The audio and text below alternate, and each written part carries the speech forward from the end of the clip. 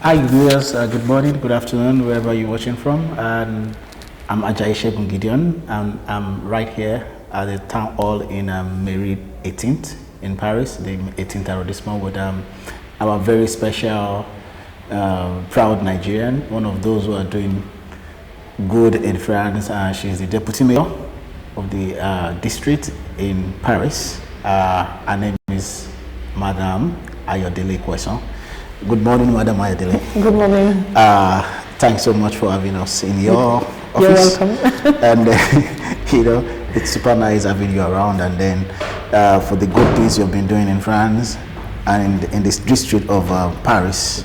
And then before we deep into the interview, we just wanted to ask a question. Who is? I know you.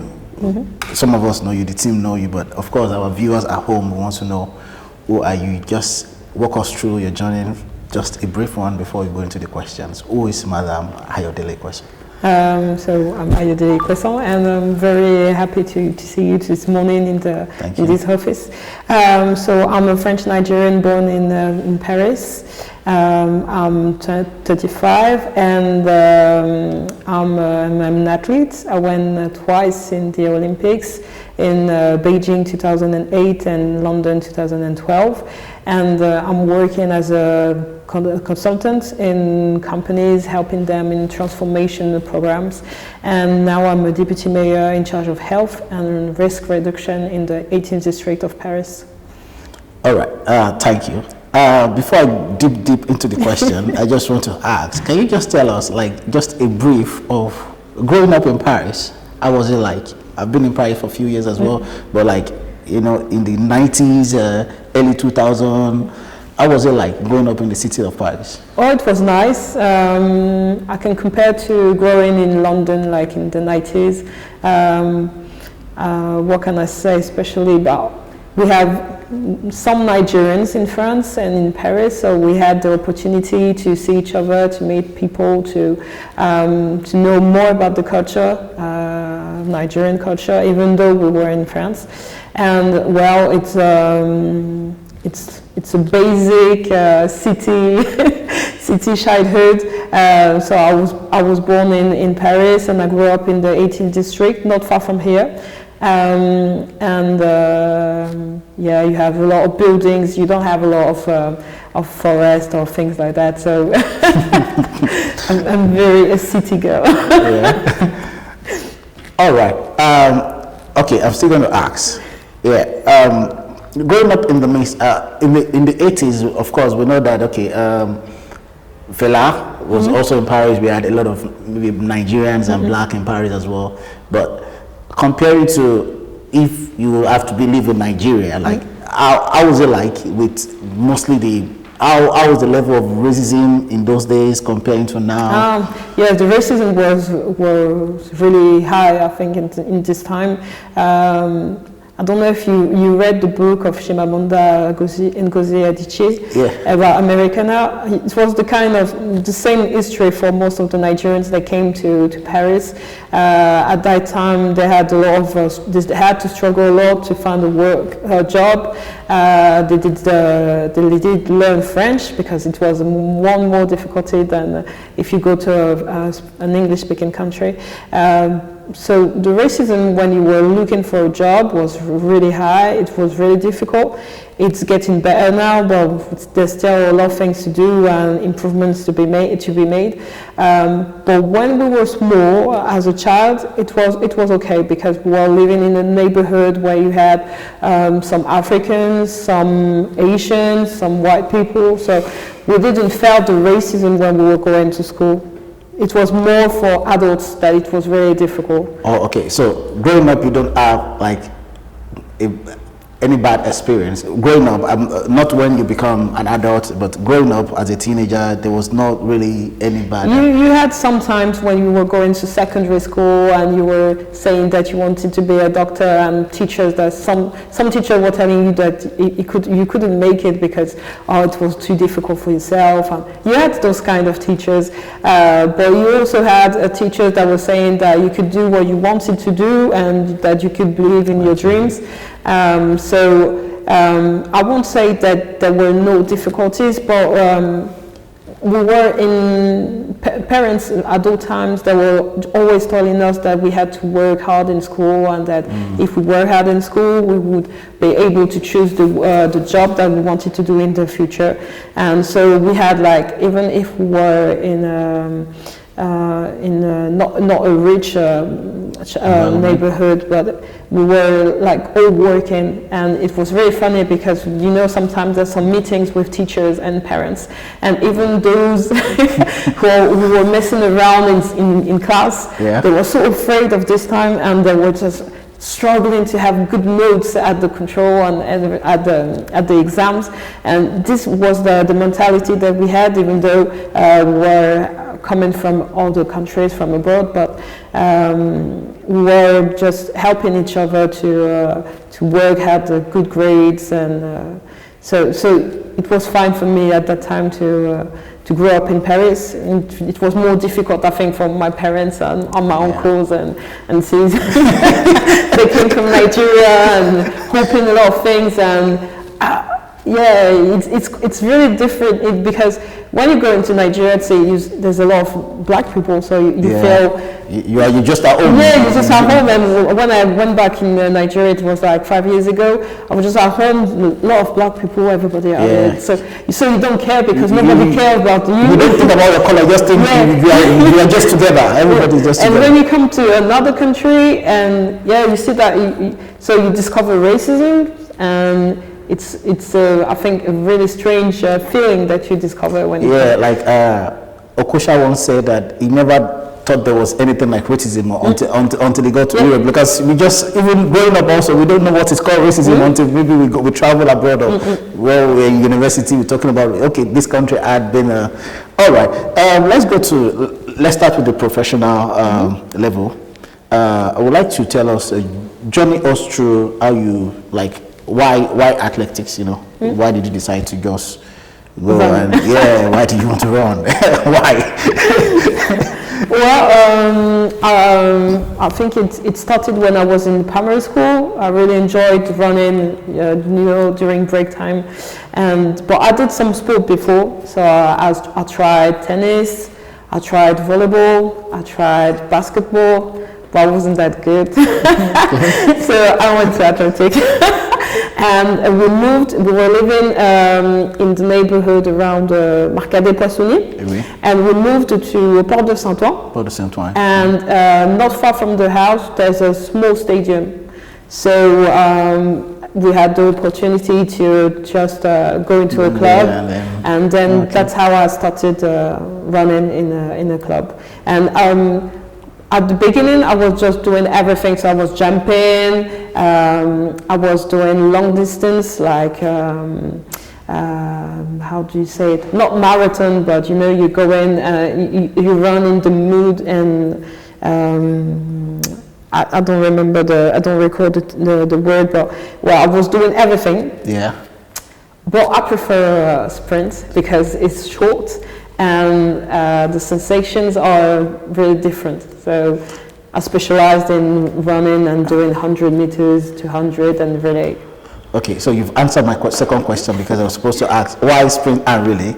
But getting into the selection, like French selection, can you walk us through how challenging, how difficult, how motivated were you? Because sometimes you see how just a childhood dreams becomes reality, but there are a lot of challenges and commitment achieving that dream in the midst of over 70 or 50 million young athletes around the country. Yeah, so I had to train a lot to get to the selection. Well, when I started, track and field, where you have the Paris championship, so I start winning medals, and then you have the Ile-de-France, the region championships, and I was training, I think, 3 or 4 times a week after school, because I didn't have any agreement with my school or my club. So I was going to school when I was in secondary school. I was finishing my school at half past 5. Then I was going to training around 6, going back home around 8:30. Then I was doing my homeworks in the evening. While in secondary school, right? Yeah, in secondary school. And well, so I was training hard. Not going out. I was taking care of my diet. So this is really funny because when you're from an African culture, so you eat a lot of rice, so big plates. And I was eating some vegetables, soups, those French, white soups, not soup, like soup with so much oil and so. So they were always, my family was saying, no, you're not eating. So yeah.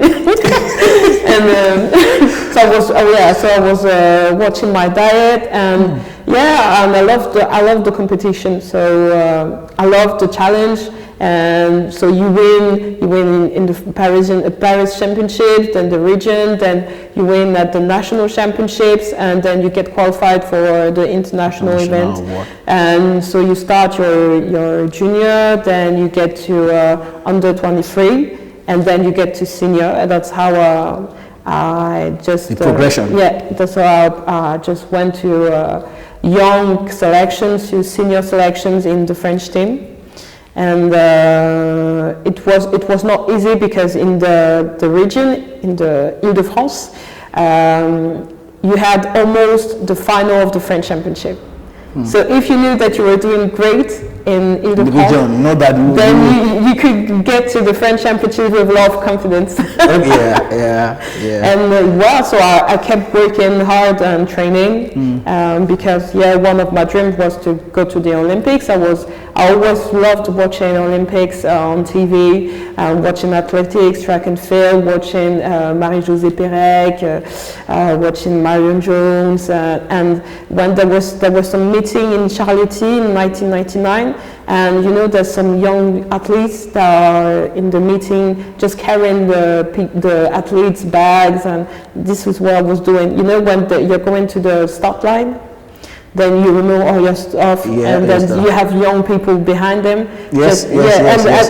So I did this when I was small. Right. I really enjoyed it. Like for football, we call that the ball boy, right? And so you have the same thing in track and field for each event, each track event. And so I was taking pictures of all the stars, and I was just dreaming to one day just to be at the same place and to get to the Olympics. And so I work hard. And it happened. All right. Thank God. I have some question that's just a progressive question. So this is what I'm going to ask. Do you have any athletes that you hook up with, and do you have one that inspires you? Because like you said, you have a boy, then you become. So who and who did you hook up with, and then that inspired you through the journey? I think Marie-Josée Pérec really inspired me. I really loved Marion Jones before she got caught with the doping problems. Merlin Oté also. And I really liked, in those days, it was an English painter, Linford Christie. Okay.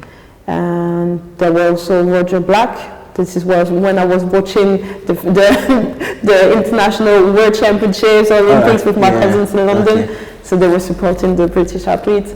And those people just inspired me when they were winning, and I just loved the way. And Michael Johnson, because he was running the 400 meters. And when you look the 400 meters on TV, you just find it really easy. So you see, just speed up at the end, and what are you doing? Why are you tired? And when you train, you just feel that it's so difficult. But when you watch on TV, it seems so easy. And so I was watching the 400 meters, and I was saying, what are they doing right? They can just speed up a little bit. And no, when you train, I went only until 200 meters, and 200 meters is hard. So I'm not just thinking about 400, because 400 is harder than 200. All right. I believe that it's a childhood dream, like you said, and growing up, there might have been many reasons why you would have thought, I think I need to stop, right? So tell us the challenges and what inspire you to keep moving. Yeah, because sometimes you can hurt yourself, sometimes you have some injuries, sometimes you can be tired because, as I was saying, I was doing my studies and training, so it was really tiring too. But I really wanted to achieve this goal. I really wanted to. It's like I didn't even think about stopping because I had this goal in my mind, and it was like a journey that I had to complete. Even though sometimes you're tired, even though sometimes you're hurt and you can't train for a month or 2 weeks or anything. So these are the biggest challenge that I had, is that you should keep going, even though sometimes you have also you're not doing the performances that you want, because it happens.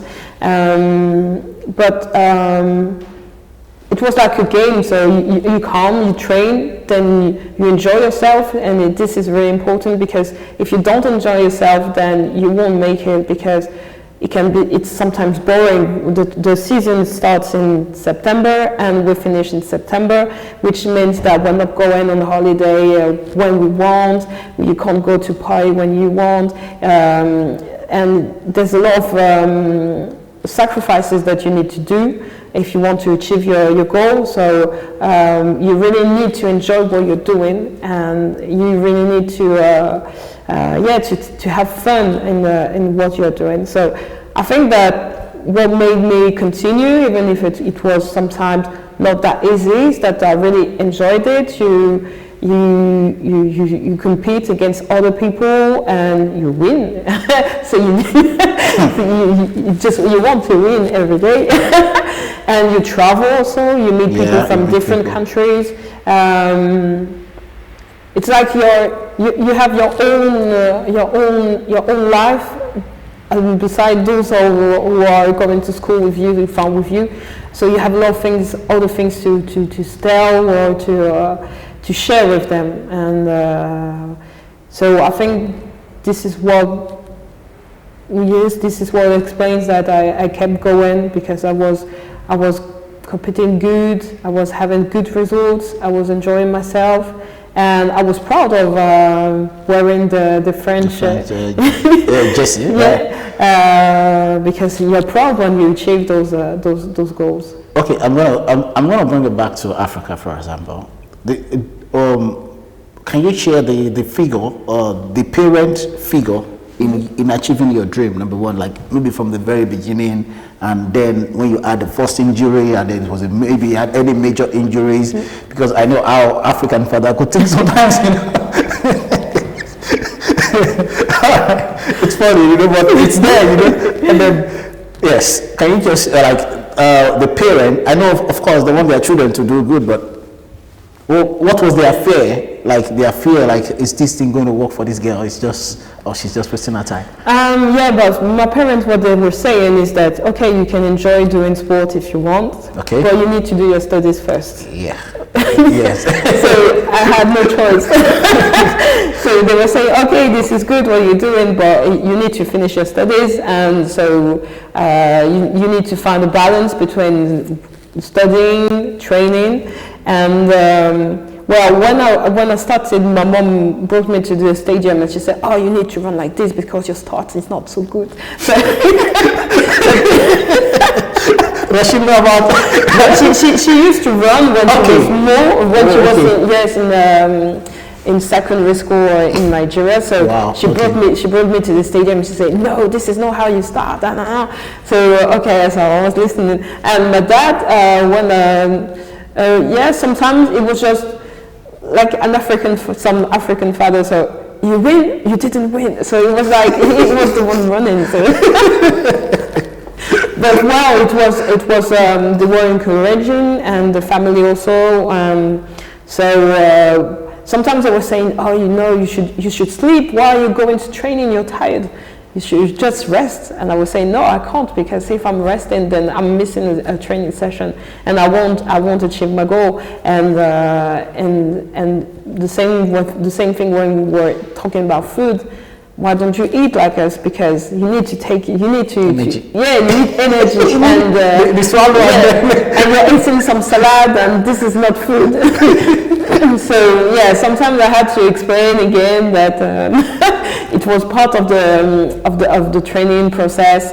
But as soon as I was just doing good in school, they were fine with me. Oh yes. Of course, that's the dream of an African Nigerian. You're about to be precise, father. Yes. Okay. You got to the Olympics in 2008, right? Yes.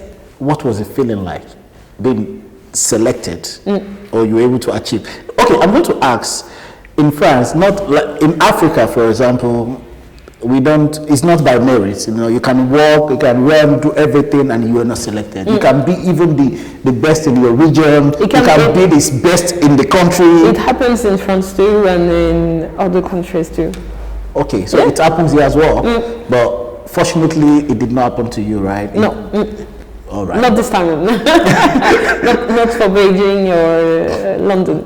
But it's something that happens, but because a lot of time when we talk about like African countries, how it works over there, how it works in France, or in the Western countries like in UK, you have some kind sometimes of you're not selected and you were supposed to be selected. It happens. It's just maybe that people don't talk of it, and Africans some at least they would just say, okay, it's not fair, and which we won't say because people are afraid if you say something then you will never be selected ever. But it happens. Okay, because I asked the question and you were saying you were able to pass through all the stages, so I thought it never happened. No, it happens. But what you do is that you train harder so it doesn't happen anymore. That's what my parents were saying. So even if you're very angry and you just want to, you don't understand why they don't select it. They didn't select you because you worked hard for it. But the only thing you can do is that you need to work harder, so you be faster, so that the next time they won't have the choice not to select you. All right. So I'm going to go to my next question. Is in 2008, your first Olympics. Yeah. What was the feeling like when you first got the selection? You got the news, oh, you'll be going, one, and then when you were there on that track, seeing thousands of people, what was it? So when you're selected, you're so happy. You see your name and you know that you're going to the Olympics, so you're really proud of it and you're really happy, and you're just saying to everyone that you're already selected. And when you get to the Olympics, it's like a different world where you have only the Olympics. You're in a village, and it's like it's magic. During 50 days, you're around Olympian from all over the world, from other sports. Because usually when I'm going to World Championships or European Championships, I'm only with track and field athletes. So you get to meet people from handball, from basketball, and from other countries a lot. And you have more time to discuss with everyone. So it's like, it's a village. It's like a world on its own. Yeah, it's a world on its own. Yeah, really, it's a world on its own, and it's something that happens every 4 years. So you really appreciate being there and being selected. And I think it's like every sportsman dream to be, because it's like you are in a sports community, like where you have different sports and all right. Yeah, everyone's dreams about the Olympics, because it's like the main achievement that you can do in your career, because you can go to many World Championships, you can go to many European Championships, and you can... But not many Olympics, because it's just even 4 years. Yeah, and you can just not make it for the Olympics. So, And the Olympics, it's the same thing for every sport, which means that in athletics, the World Championships is every 2 years. In other sports, the World Championships can be every year. But in Olympics, it's every 4 years for everyone, and everyone is getting prepared to go to the Olympics. And you only have some athletes that will make it. So it's a dream, and it's difficult to get to the Olympics. You were able to make it to 2. Yeah. What was your expectation? Were you expecting to go beyond 2, or the 2 was just your... My expectation was to go to 3, because we have a saying in French that said, never 2 without 3.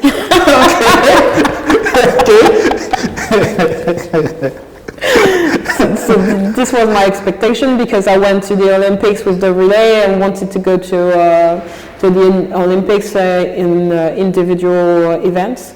But well, this is sport. Sometimes you achieve and sometimes you don't. But 2 is good. Of course, it's remarkable. Even 1 is excellent. Then you have some people that go to 3, 4, 5, but you don't have those a lot of people. Just Usain Bolt and then the lucky one. All right, this will take me to my next question. Still on your professional life, which is remarkable. Thank you. It's remarkable and excellent. And I wish, of course, we have so many Nigerians that can also even get to that level and beyond. It's remarkable. It makes me proud as a Nigerian as well. That, of course, we've seen a Nigerian at least who has been to 2 Olympics in France. All right, I'm going to ask. Also, you went to 4 World Championships in 2011, 2013, and 2015 and 2017. But how was the experience? Of course, for someone who have had the best experience of Olympics, then, but what was it? It should be a different feeling. Yeah, it's a different feeling. It's you can't compare World Championships to Olympics, because in the Olympics last longer than World Championships first, and then it's every 2 years. You're still happy when you get to the World Championships. Well, you can't compare both of it. But anyway, the 4th World Championships, it's great experience, where we had different good results. Sometimes we almost made it to the final, and we didn't make it. But yes.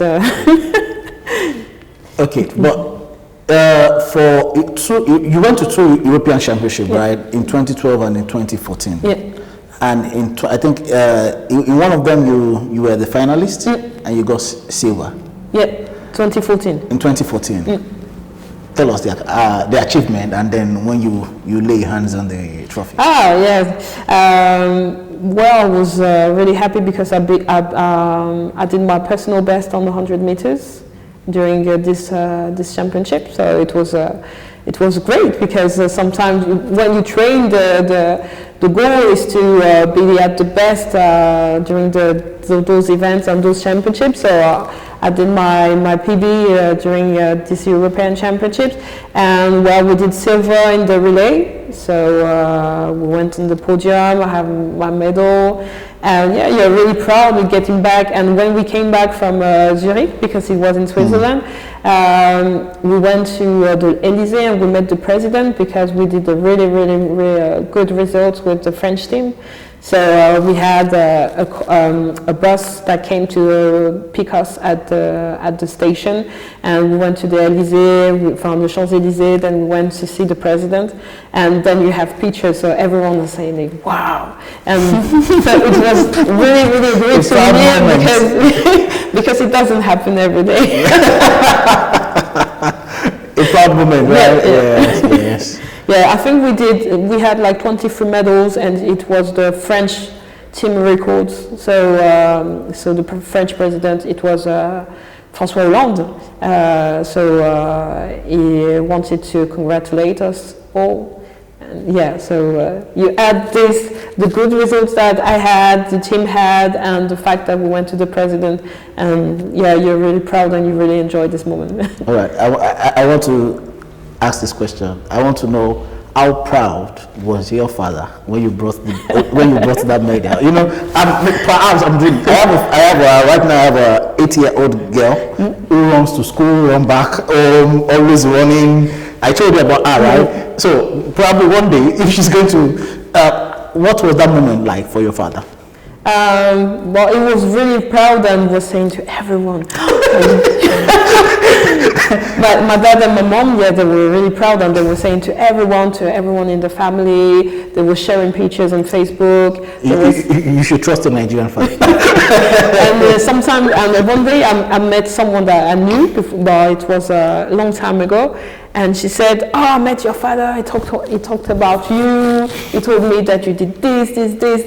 And so it's saying to everyone that you're super proud of that. Of course. All right. I know you have several other accolades in your profession, like in the professional life. Can you share some moments where you have, like, the moment you are proud of, aside from what we've discussed about? Besides sport, you mean? Yeah, and the ones you, like in sport, the one you cherish most, the accolade you cherish most.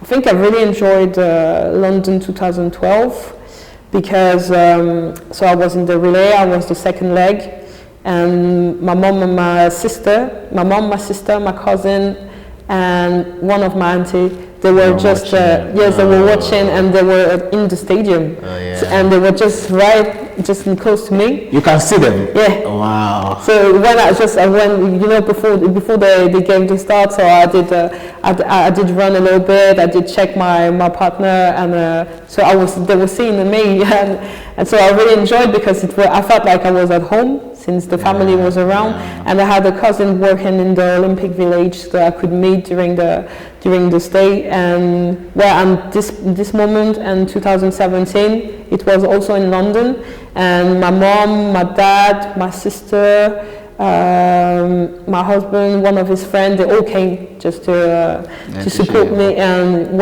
this is really nice when you have the family around that can support you during the competition. So and you feel that they really enjoy being there, even though if you win a medal, if you don't win a medal, they're with you, and this is very appreciable.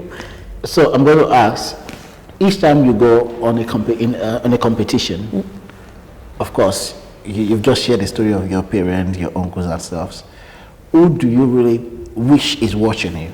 Like anywhere you travel to Beijing, wherever, like who do you wish is watching? Like, oh, I wish this person is watching at home. I think my sister, because my sister, she was always watching, always sending message. And when she was in London, when I was at the Olympics, she had a T-shirt and she put my name on it and saying, okay, Ayodele Ikuesan is running the 4x1 with the French team, and she keep following me since I'm small, since she's small. And so everything I'm doing in track and field, I know that if she's around, she's coming to see, and she's she's really supportive. All right. Do you have any pre-game ritual, like before you go to any games, like to run? Do you have any major rituals that you do? I'm trying to sing I'm singing just to relax myself before I get to the track and field. Then I always have my Bible in my bag. And then when before I get into the start, just pray, just pray, and just encouraging myself, saying that I can do it, and just reminding me of what I did during the training sessions, that it was harder than now. And then after you just do what you have to do. Okay. Of course, I believe that you must have had some some failures, like running and you were disappointed. How do you overcome them, and how do you prepare for the next? First, you're disappointed. Then you talk to your coach and you try to understand what you did wrong, and then you go back to work and you work on what you did wrong during the session. and you try to improve on these points. So this is something that I learned, I think, in sport, and that is helpful in every field of life, because even though you're disappointed, you need to go back to work and you need to understand what you did wrong or what can be improved, and then you work, and then you see that next time it's better, or if it's still not better, then you keep working, and one day you just make it and you just do it correctly, and then you're really happy. So it's like working, trying to do something, then doing it wrong or good, or in the good way, but it's always a lesson. So you always learn of what you did, and then you go back to work, you go back to training, you work harder, you train better, and sometimes you hurt yourself, then you understand that it's because you did a step that you shouldn't do, you didn't do it the right way, or sometimes it's just because you're too tired and it means that you need to rest more, or sometimes it's because you need to go a little bit on diet because you have 1 kilogram that you need to remove it, but you always learn. And if you have a goal, a major goal during the season, you know that you need to be prepared for this date, and before it's like preparation, and it's a lesson to get to the point and be competitive on the day, like the French Championship or the World Championship, and this is the target you have. Okay, you joined IOC. What prompted that, and how has that decision helped you today? So I joined the French national. You have like a committee of high athletes in the National Olympic Committee, and I just thought that it could be interesting to be part of it, to be someone who could talk to athletes and and maybe work on athletes' issues, problems, and be able to make things change. So I joined. I was elected in 2017.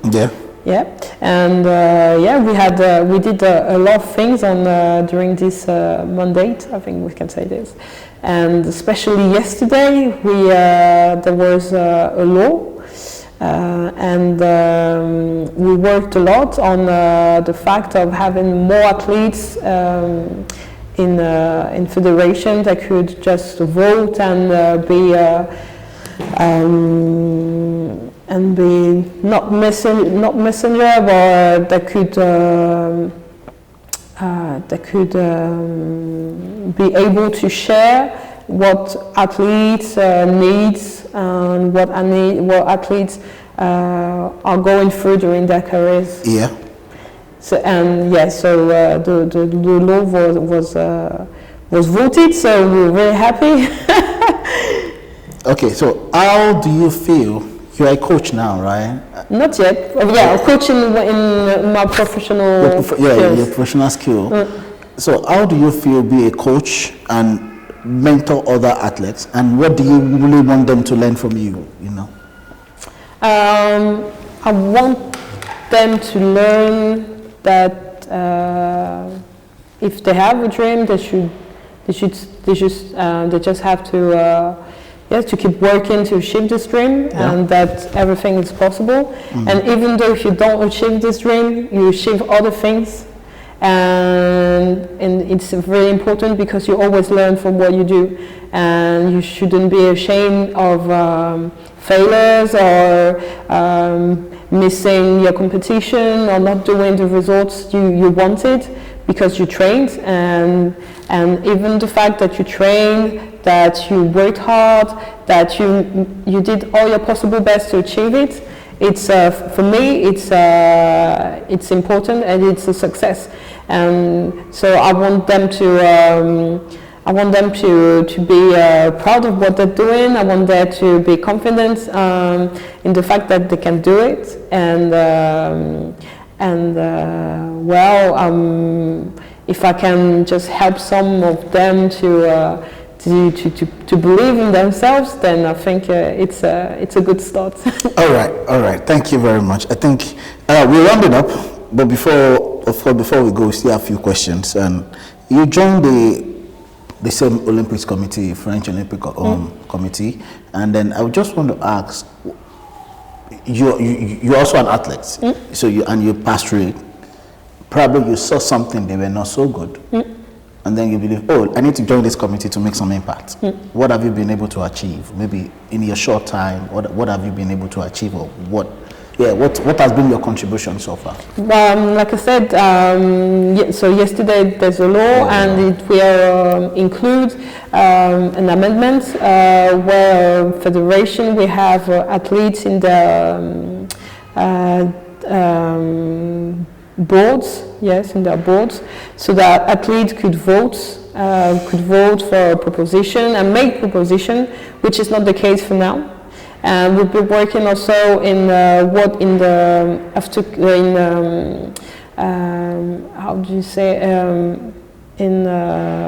issues that athletes have when they finish their sport career, which is a big subject in France because we don't talk a lot about this, but most of the athletes, when they finish the sport career, some of them they didn't go to school, some of them don't have a job, and so they are in a very difficult situations. And so we're working on it so that it could improve and they could have more solutions in the future. And we also worked on the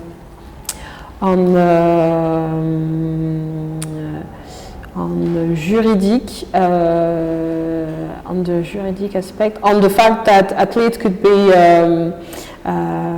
could have questions for lawyers, or because they could have issues with their sponsors, they could have issues with their club, and we're trying to create something where they could ask questions and you could have experts answering to the answers, because sometimes you feel really lonely, you don't know who can answer your question if you have an issue with your club, if you have an issue with your sponsor, and so we're working on those aspects. So these are good achievements that we had during this mandate, because sometimes when we talk about sport, we only talk about the competition.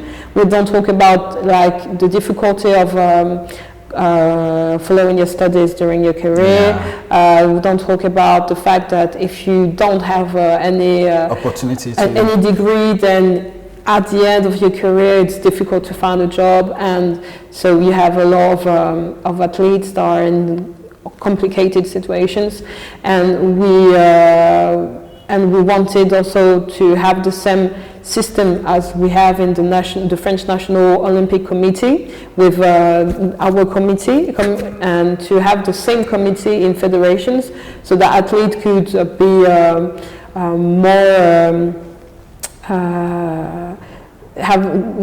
so that athletes could share more what their feelings, what they are going through, the situations, the difficulties, so that federation could work on it also.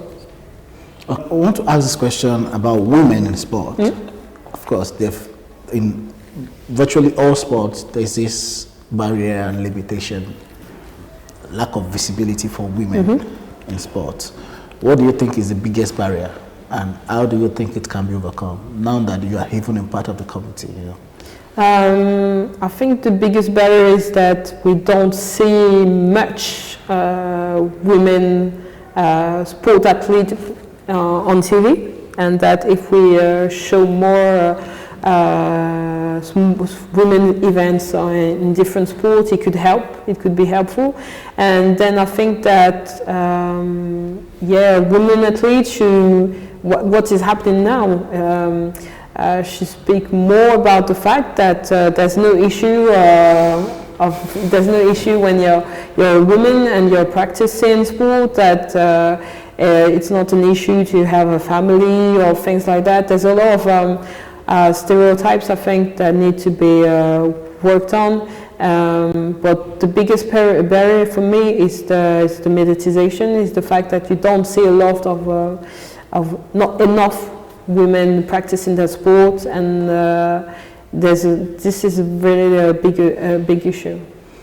Do you think the sponsors have something to do about this as well?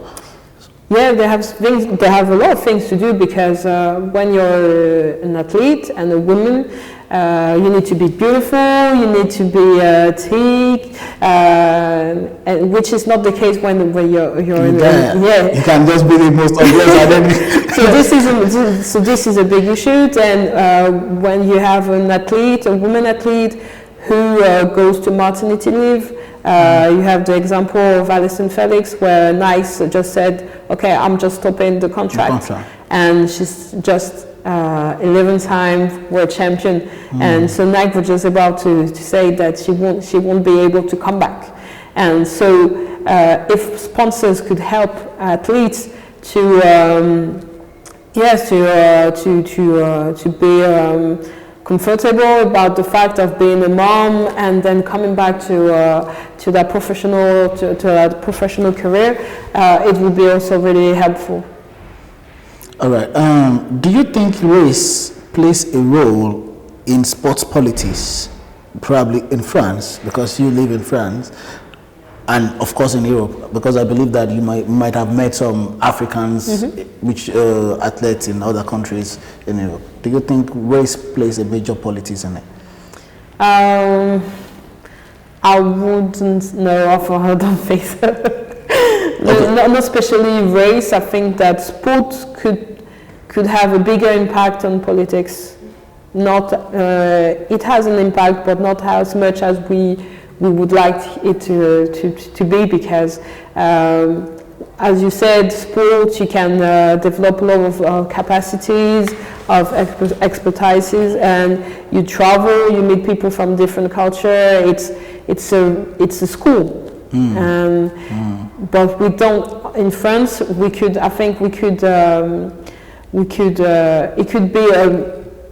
it could be something more important, but it's not as important as we reach now. Okay. For now. All right. So we're leaving the part of the professional life to the political life, right? You are the deputy mayor for Paris 18. So the feelings, how was it like? And getting in, what motivated you from being, like you said, you talked about there are so many sport persons, after they've retired from sport, they don't have anything to do. First, I lived in this district since I'm small, so I felt that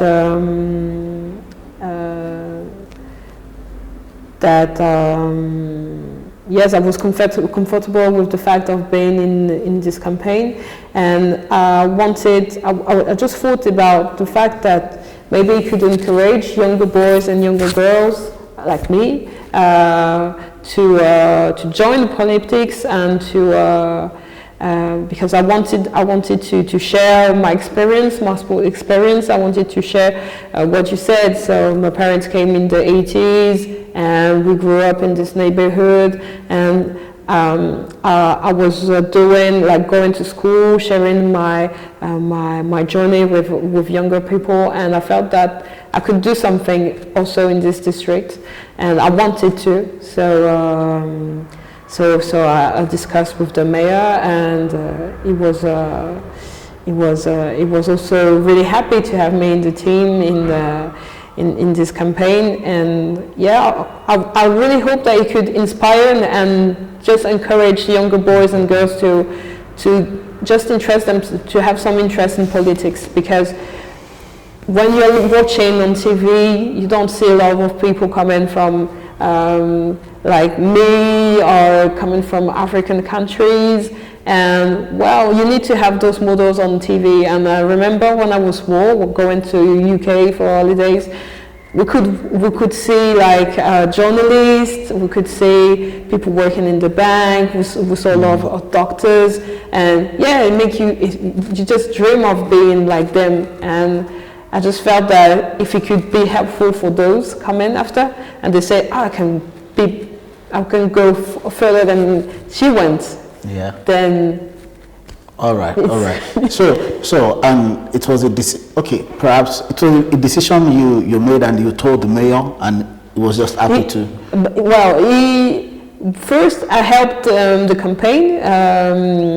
I worked on subjects around sports. Okay. That was at the beginning. During the campaign. Yeah, before the campaign. And then people came to me and say, would you be interested? And first I was saying, no, I'm not from politics. I don't know anything about politics. And yes, I'm track and field athlete. I did things, but I don't know anything about it. Then I met the mayor. Then we discussed, and I said, that I had a lot of ideas around sport, around the neighborhood. I lived here, and that I would really be happy to invest myself in the district. And then he said, okay, so would you be interested to join the campaign? So I first thought of it, and I think I discussed of it with my family. Someone was saying, what? No, it's what are you doing? No politics, too much problems. And I said, wow, it could be fun. You can learn a lot of things, and you can do things for your district. And that's how I got in the campaign. But at the beginning, I was just helping so that we could have good ideas in sports, so that we could have events, make sure that make sure that girls and boys could practice more, because we know we have issues in France is that the younger childs and teenagers, they don't do sport enough. So, which means that the health is impacted, and so I had a lot of ideas like this to make sure that we could, have events in sport, support clubs, competitions, and things around sport and health in this district, and that's how I got to the campaign. But at the beginning, I never thought about going. So you were called to come in. Wow. All right. And now I believe you're so much interested. You love it. You want to. Do you have? What are the dreams like? One day getting to the first female president in the I don't know. Well, now I'm in charge of health and risk reduction. So you have a lot of subjects right now with COVID-19, and you have issues on people that don't have doctors at all, that are really far from being that have issues like diseases, but they don't have any doctors. So you have a lot of things, a lot of challenges. This is your season. Yeah, you have a lot of challenge if you look at the subject I have, and it's really interesting because I'm working with doctors, I'm working with nurses, I'm working with associations. So it's like a test of your responsibilities, and so we're having like a vaccination center in the town hall. So I worked on it. You have a lot of challenges, and you learn a lot. And what I enjoyed is that you can make propositions, you can have ideas, and you know that they have impacts on the citizens, on people living around. So it's really interesting, and it's really challenging. Okay, and the next election. I don't know. What you learn in sport is that you don't have limits. So I don't know. Only God knows. All right. We wish you best. Everything that will be good for you and the family and for the community. So, all right. Then let's come back to just the things you do for fun. What do you like to do aside from running up and down? What do I like? I like a lot of things. I like going to restaurants. Okay. for some nice salad, or since you retired, you are back to eating like? Not yet retired, but sometimes you can still go to a restaurant, enjoy yourself, and being on diet. With something light. Like yes, you can eat Japanese or things like that. Yeah, I like traveling.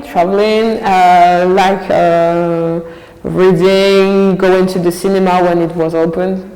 So it's been ages. I'm spending time with my family, friends, just talking, having a nice dinner, simple stuff. Okay, I want to ask this question. If not athletes, what would you have been doing? I think I would have learned to play an instrument. Instrument, right? Yeah, I would. Like a musician. Yeah. You would have been a musician if not.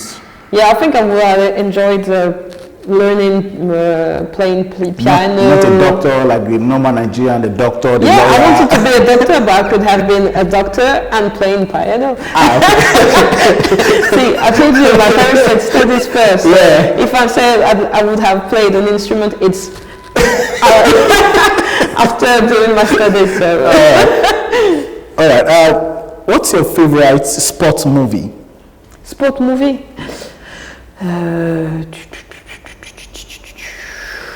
It's not a movie, but I enjoyed the Jordan. Okay, documentary. Yeah. Oh, okay. Yeah. Okay. And then the favorite city you've lived in, or the ones you love to like? Lagos. I enjoy Lagos. I'm just kidding. Let's think about it. Leave Lagos out of it. Like your favorite city, like your dream city. Venice. Venice is really nice. Yeah, you take the boat and go to a place. Venice is really nice. Okay. How do you manage to balance sports and other interests? How do you manage to balance it? Sport takes a lot of time. And life also, like marital life, you know. How do you manage? Yeah, but I try to get to be to work on my organization and not to waste time. So when I'm not training, then I'm spending time with my family and friends, and so I'm trying to. I have my, time schedule for the week. And when I'm not working, I'm doing my day. I'm working, then I'm going to training, and when I go back home, just resting, spending time with my family. And I don't train on Saturday and Sunday, so I try to enjoy on those days, on those 2 days. But from Monday to Friday, then it's work. It's a lot of work and training, but no time for much things, other things. Then, last question: what advice do you have for young aspiring athletes, especially girls? Especially girls, that they can do it, and there's no differences between girls and boys. What boys can do, what man can do, woman can do. And much more better, right? All right. Just a simple advice. They can do it. Yes, they can do it. And there's a say in French. I don't know how you say it in English, but it but you can say maybe God help those who help themselves. Yes. So if you want to do something, then you need to work, and God will help you. But if you wait for something, then nothing's gonna happen. All right. Thank you so much, Madam Ikuesan. We wish you the very best in your endeavors and your political career. Thank you very much. One day we hope we have to come maybe to the presidential palace. Maybe. To grant an interview. All right. Thank you so much. Thank you. And have a wonderful day. My regards to your family.